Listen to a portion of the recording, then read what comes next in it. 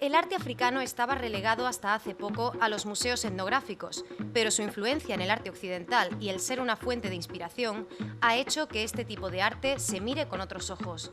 Manuel Méndez lleva más de 28 años coleccionando máscaras y objetos vinculados al arte africano, exponiendo algunos de ellos en la muestra África Negra, en la que podemos encontrar numerosas piezas dedicadas a la diosa de la fertilidad, varias maternidades y objetos de culto funerarios. Pues un pequeño repaso de lo que serían la parte de las culturas de la África Negra occidental atlántica, desde casi el Sahel, donde empieza el Sahel, desde Mali hasta República Democrática del Congo, el antiguo Zaire.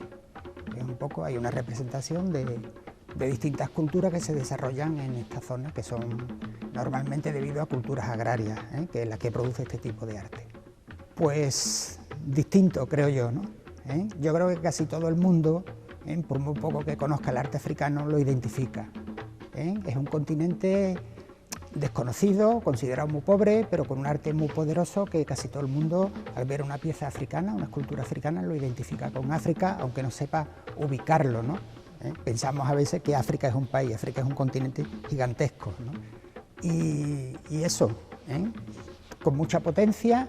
Este arte tiene los días contados, es un arte que está desapareciendo porque las culturas que lo han creado van desapareciendo, pasa de sociedad rural a sociedad urbana, y entonces poco a poco se van perdiendo estas tradiciones, ¿no? Y lo importante es que se conserven de una o de otra forma, ¿no? Pero que no se pierdan. Las máscaras pertenecen a sociedades secretas y casi todo el arte africano es religioso, aunque funcional, es decir, todo lo realizado artísticamente servía en las tribus para algo, no solo para decorar. La muerte es entendida de una manera diferente en África a cómo se entiende en Occidente. Por eso podemos observar diferentes objetos de culto funerario realizados para la vida más allá de la muerte y en los que poder guardar las cosas importantes del fallecido para que no le faltasen al morir. Además, la cultura africana cree que los fallecidos siguen estando presentes, por eso estos objetos son muy valorados y cuidados en las distintas tribus. ¿Vale? Sí, este arte, en África no existe el arte por el arte. Todas las piezas que están aquí tienen una función casi siempre religiosa, religiosa animista, que son las religiones tradicionales africanas, ¿no? El Islam y el cristianismo llegaron después con la colonización. Entonces, casi todas forman parte, algunas son de monarquías que se desarrollaron en distintos países, pero la mayoría son pertenecientes a rituales animistas, relacionados desde ritos de fertilidad, ritos de cosecha, los ritos de iniciación de los jóvenes, que es muy importante dentro de África, y las máscaras normalmente pertenecen a sociedades secretas, sociedades secretas que eran la forma de administración de justicia antes de la colonización occidental. Yo estaba estudiando Bellas Artes en Sevilla, y en la calle Sierpe, en una librería religiosa, que creo que sigue todavía, los Padres Blancos tienen una exposición de arte africano que a mí me fascinó.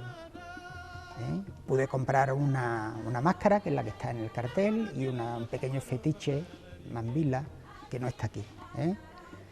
Y a partir de eso, pues poco a poco el planteamiento era el siguiente: si a mí me interesa esta pieza, probablemente me interese también los pueblos que la han fabricado, ¿no? De dónde proceden, ¿no? Y entonces, pues en la medida de las posibilidades económicas, que no eran muchas, he ido viajando a África cuando he podido y recogiendo algunas de las piezas que están aquí, ¿no?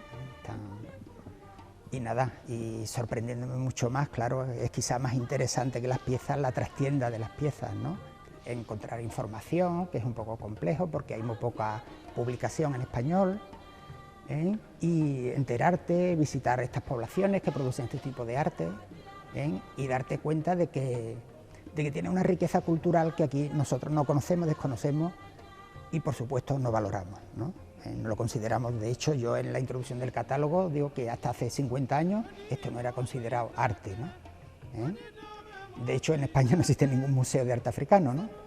Existen algunos privados, ¿no? Pero públicos no existe ninguno.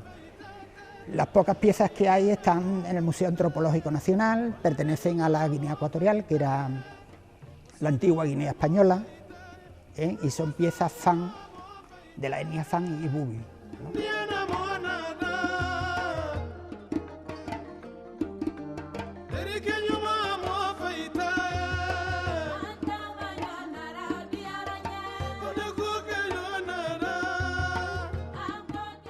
Bueno, es muy desconocido y no hay, yo pienso que es la primera exposición que se hace así general de arte africano en Córdoba, ¿no? Yo por lo menos no he conocido ninguna.